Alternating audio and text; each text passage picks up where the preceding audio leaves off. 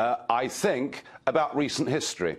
I think about the arguments before the Iraq War that Saddam Hussein was a bad man, that he'd used chemical weapons against the Kurds. The whole world was appalled, and this dreadful man had to be got rid of because if that happened, Iraq would be a better, happier, more stable place.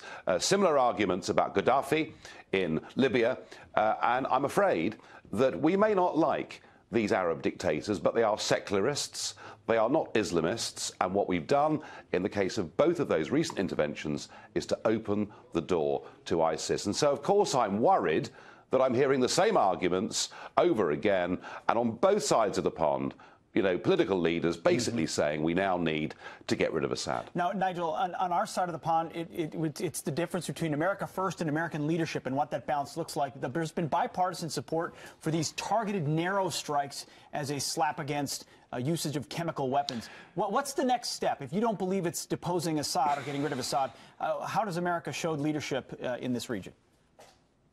Well, look, it may well be that given the weakness of President Obama, who issued a threat and then didn't deliver, it may well be that the US government has absolutely incontrovertible proof that it was Assad that used chemical weapons the other day and that this was a one-off strike and a warning. If that's the case, I don't think Trump supporters and voters will be worried.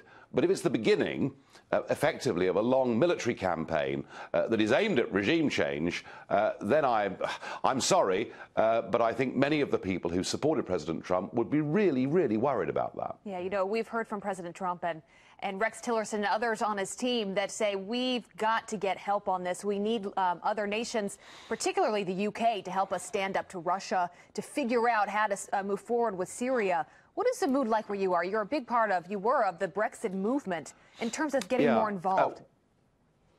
Well, I think that the arguments here in Westminster, in London, are very similar to the USA. Most of the establishment here support continued military action, and many in the British government would love a campaign to get rid of Assad. But I think there are those of us, particularly on the Brexit side of the debate, who are really worried about this. And are we not losing sight of something else, which is often in history, it is the case that my enemy's enemy is my friend. However bad a man Assad is, he is actually fighting ISIS every single day. And I believe the biggest threat we face in the West is from Islamic terrorism. And we really must not lose sight of that.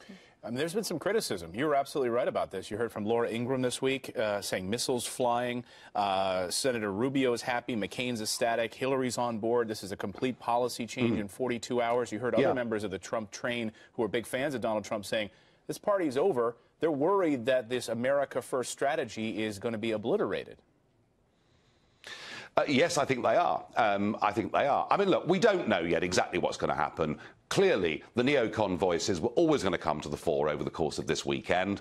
And, you know, clearly the president has got a very, very big decision to make. I was, as I say, just warn that recent history shows if you get rid of secular Arab dictators, what comes afterwards can be even worse. It will be very interesting when our own Secretary of State and members of the British government are in Moscow on Tuesday talking about next steps. Can Russia take the helm of finding a solution? We'll see. Mr. Farage, I'd love to get your take on, you're obviously a leader of the Brexit movement. You've been a part of something called Calexit here in the United States. Tell us a little bit about breaking that. California into two different places. Okay, can I please just set the record absolutely straight on this?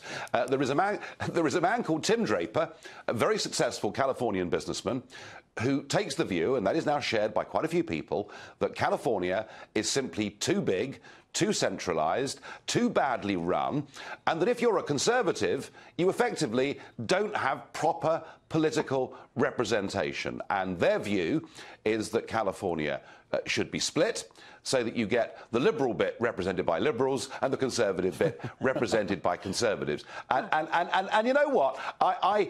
It's not me trying to break it up. I happen to be in California, and I was asked to go along and talk to this group of people. And my message was, for 20 years, everybody said I was a complete joker because I thought Brexit one day would happen. And you know what? If you believe in something enough, and if it's right, you can do whatever you want in life. Well, a lot of Californians I know, my extended family, believes that maybe North should break from the South. They're Southern quite California, different. Quite different. Yes.